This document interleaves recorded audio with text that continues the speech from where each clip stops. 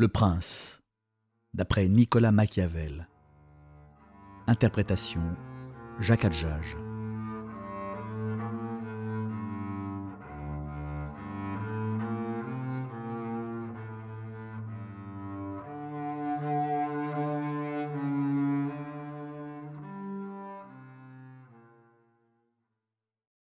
Chapitre 1.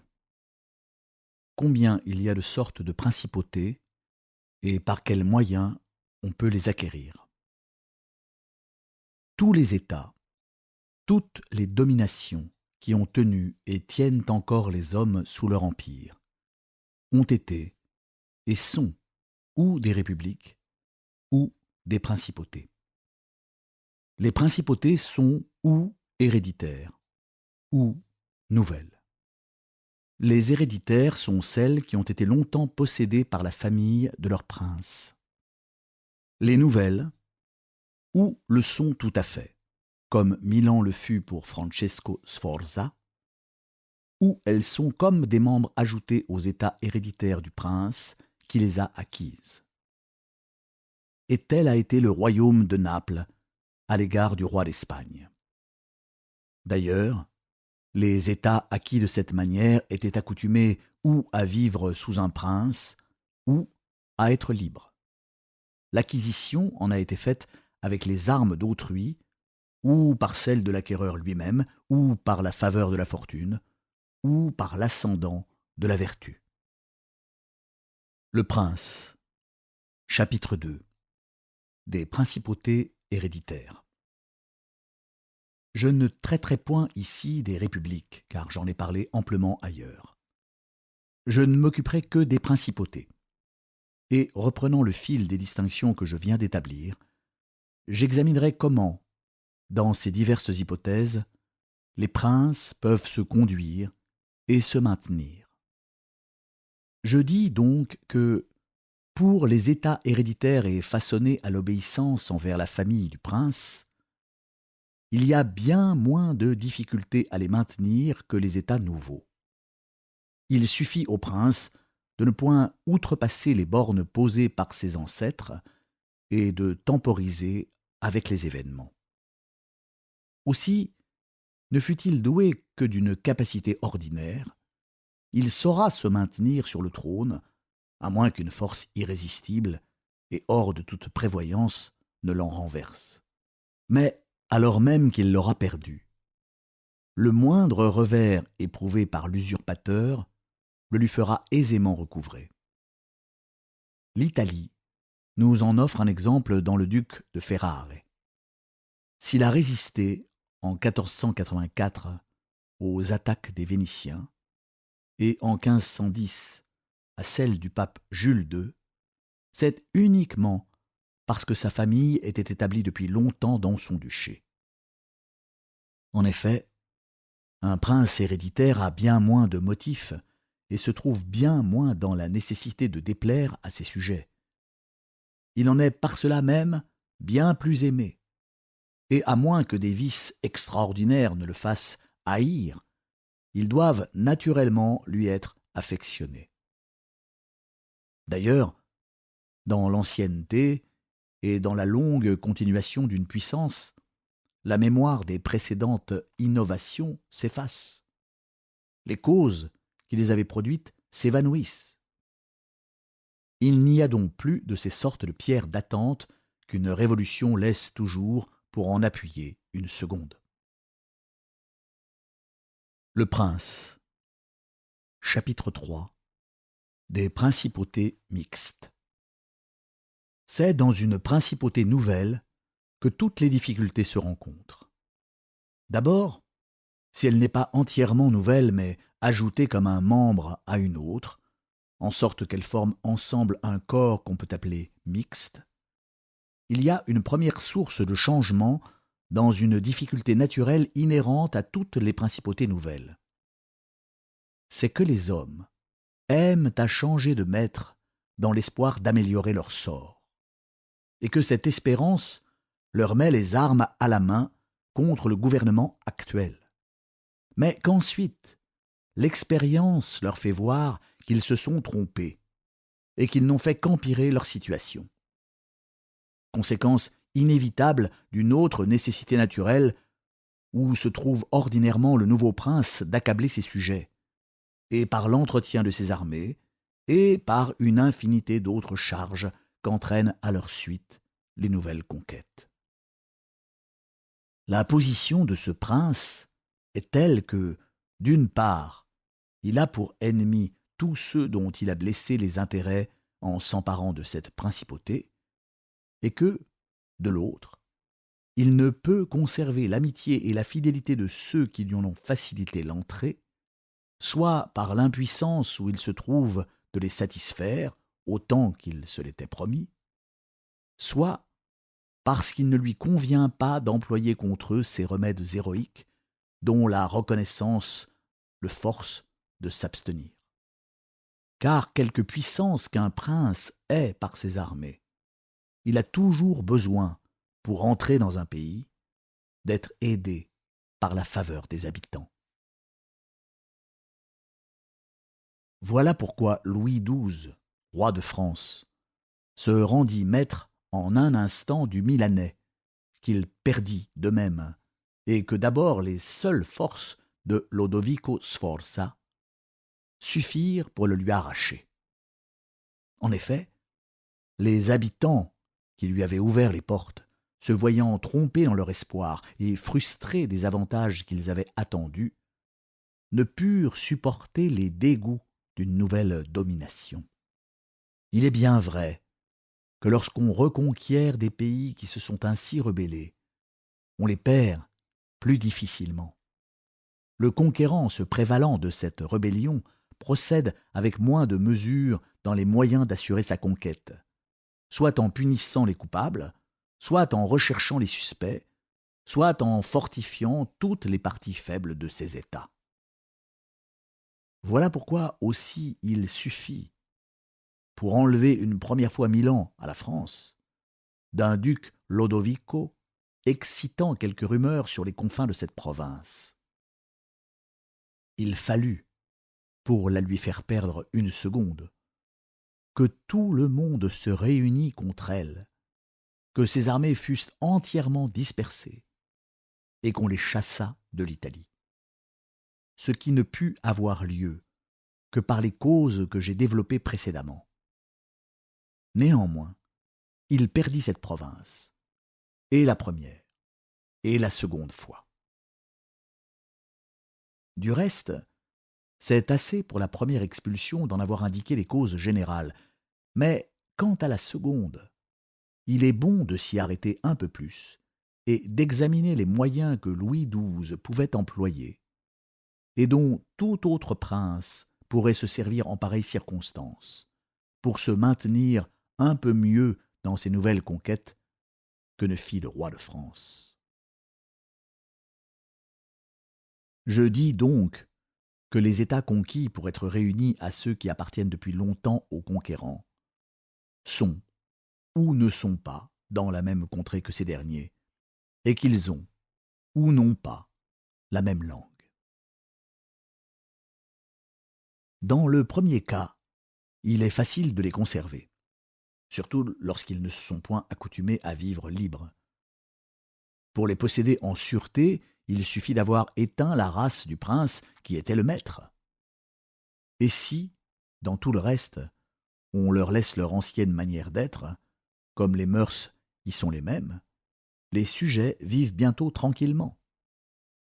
C'est ainsi que la Bretagne, la Bourgogne, la Gascogne et la Normandie sont restés unis à la France depuis tant d'années. Et quand même il y aurait quelques différences dans le langage, comme les habitudes et les mœurs se ressemblent, ces États réunis pourront aisément s'accorder. Il faut seulement que celui qui s'en rend possesseur soit attentif à deux choses s'il veut les conserver. L'une est, comme je viens de le dire, d'éteindre la race de l'ancien prince. L'autre, de n'altérer ni les lois, ni le mode des impositions. De cette manière, l'ancienne principauté et la nouvelle ne seront, en bien peu de temps, qu'un seul corps. Mais dans le second cas, c'est-à-dire quand les États acquis sont dans une autre contrée que celui auquel on les réunit, quand ils n'ont ni la même langue, ni les mêmes mœurs, ni les mêmes institutions, alors les difficultés sont excessives, et il faut un grand bonheur et une grande habileté pour les conserver. Un des moyens les meilleurs et les plus efficaces serait que le vainqueur vînt y fixer sa demeure personnelle. Rien n'en rendrait la possession plus sûre et plus durable. C'est aussi le parti qu'a pris le Turc à l'égard de la Grèce, que certainement, malgré toutes ces autres mesures, il n'aurait jamais pu conserver s'il ne s'était déterminé à venir l'habiter.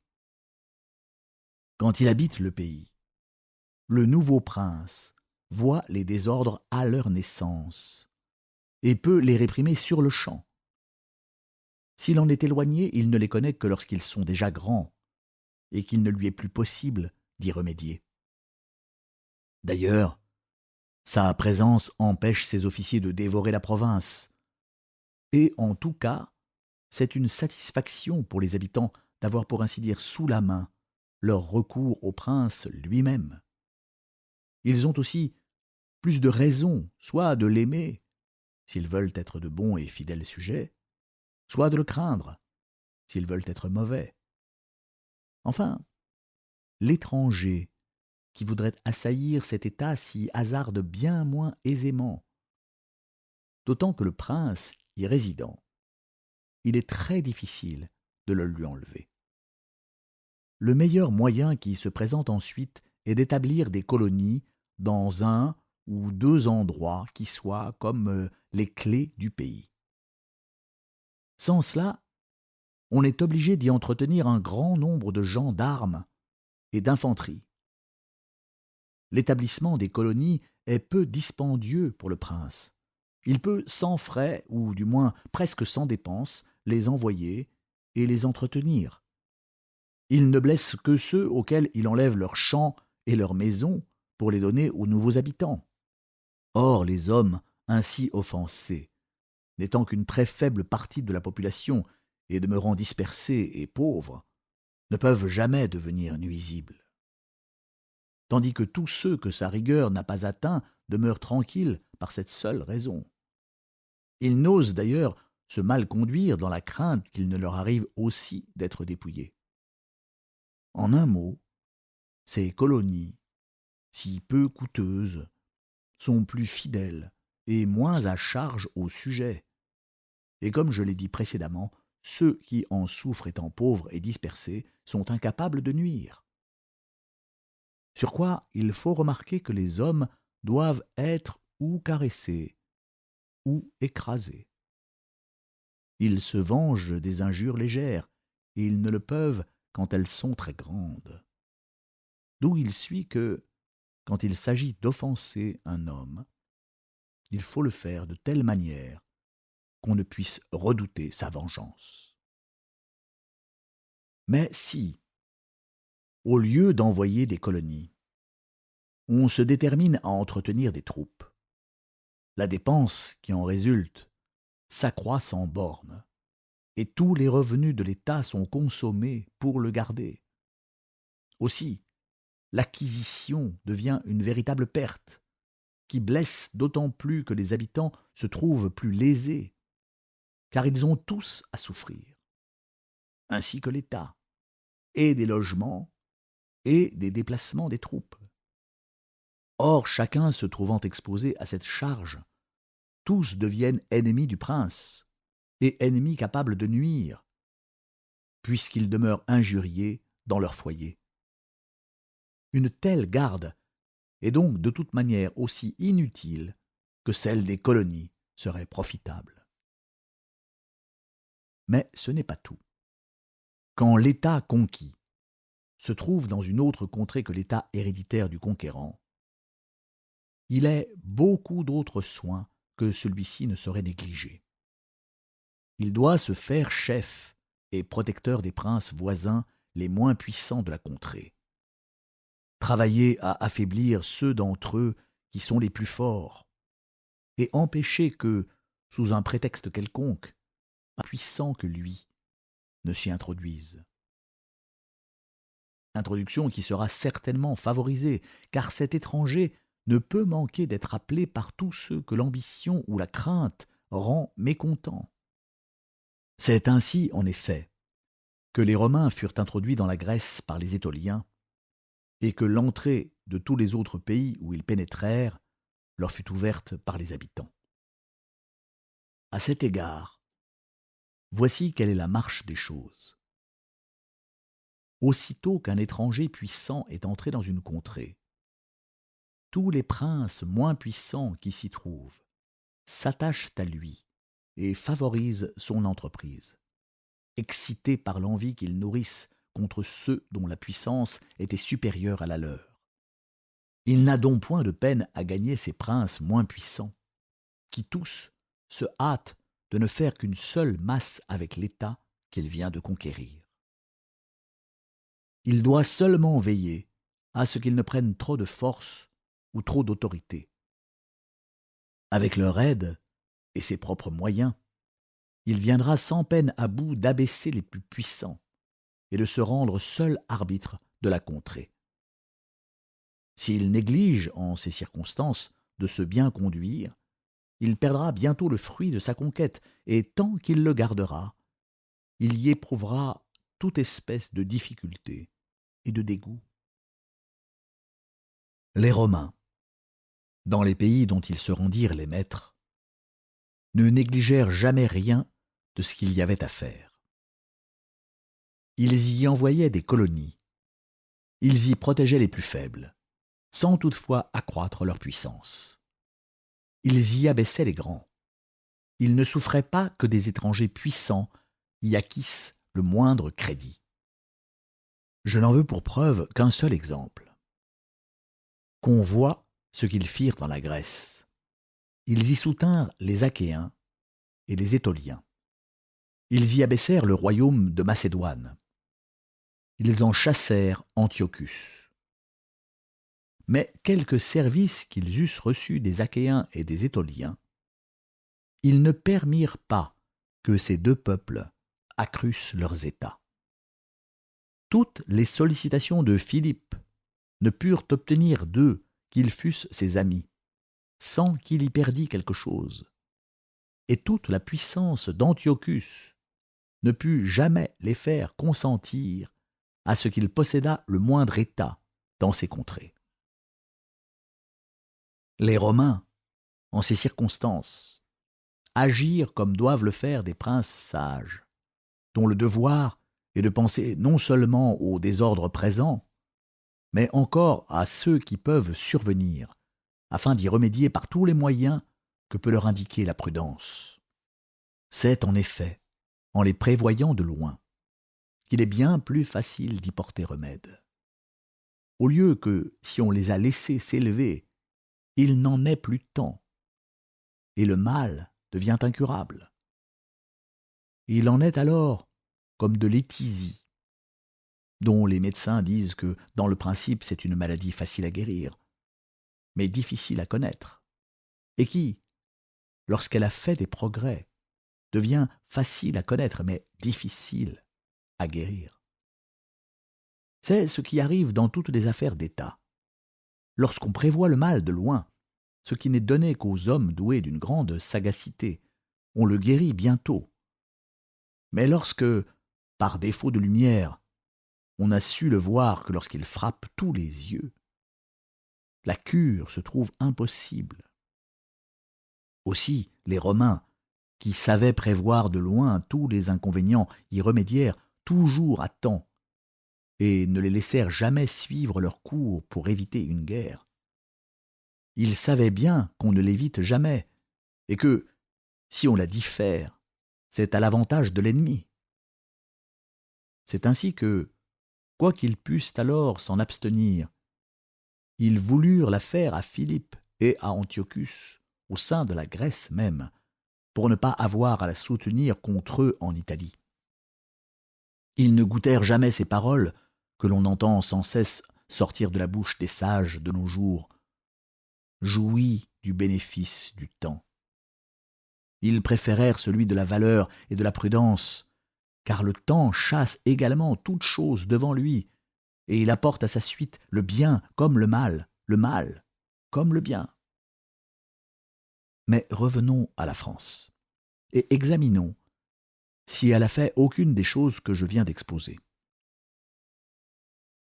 Je parlerai seulement du roi Louis XII, et non de Charles VIII, parce que le premier ayant plus longtemps gardé ses conquêtes en Italie, on a pu mieux connaître ses manières de procéder.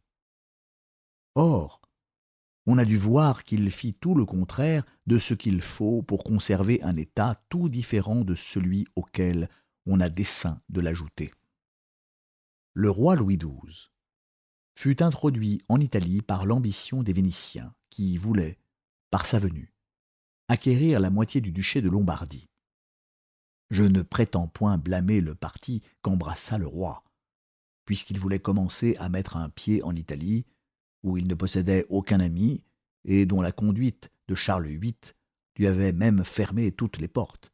Il était forcé d'embrasser les premières amitiés qu'il put trouver. Et le parti qu'il prit pouvait même être heureux, si d'ailleurs, dans le surplus de ses expéditions, il n'eût commis aucune autre erreur.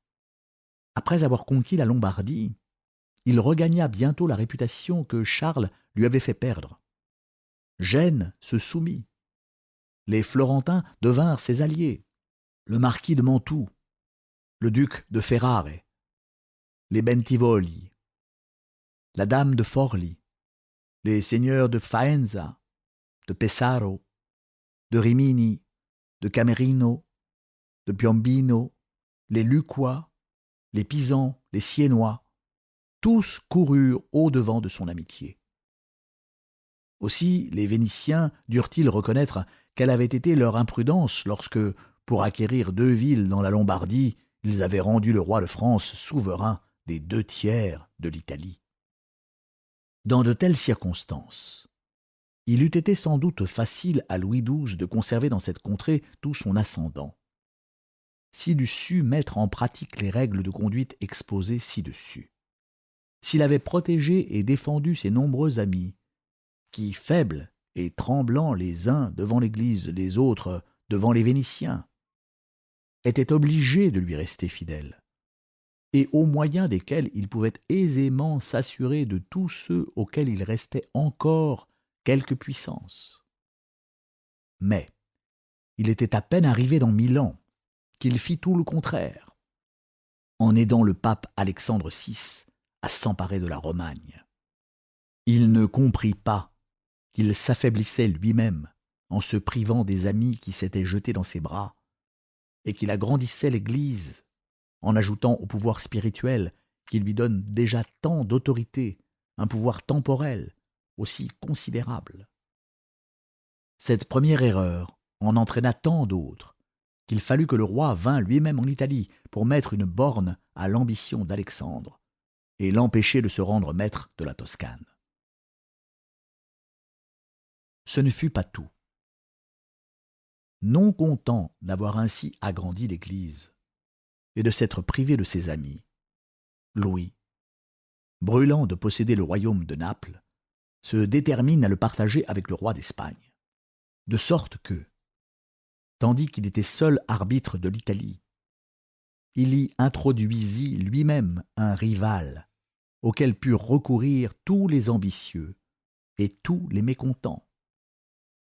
Et lorsqu'il pouvait laisser sur le trône un roi qui s'estimait heureux d'être son tributaire, il l'en renversa pour y placer un prince qui était en état de l'en chasser lui-même. Le désir d'acquérir est sans doute une chose ordinaire et naturelle. Et quiconque s'y livre, quand il en a les moyens, en est plutôt loué que blâmé. Mais en former le dessein sans pouvoir l'exécuter, c'est encourir le blâme et commettre une erreur. Si donc la France avait des forces suffisantes pour attaquer le royaume de Naples, elle devait le faire. Si elle ne les avait pas, elle ne devait point le partager. Si le partage de la Lombardie avec les Vénitiens pouvait être excusé, c'est parce qu'il donna à la France le moyen de mettre le pied en Italie. Mais celui du royaume de Naples, n'ayant pas été pareillement déterminé par la nécessité, demeure sans excuse. Ainsi, Louis XII avait fait 5 fautes en Italie. Il y avait ruiné les faibles, il y avait augmenté la puissance d'un puissant, il y avait introduit un prince étranger très puissant, il n'était point venu y demeurer, et n'y avait pas envoyé des colonies. Cependant, tant qu'il vécut, ces 5 fautes auraient pu ne pas lui devenir funestes, s'il n'en eût commis une 6e. Nous espérons que vous avez apprécié cet aperçu. Pour continuer à écouter ce livre audio sur Google Play Livres, utilisez le lien dans la description de la vidéo.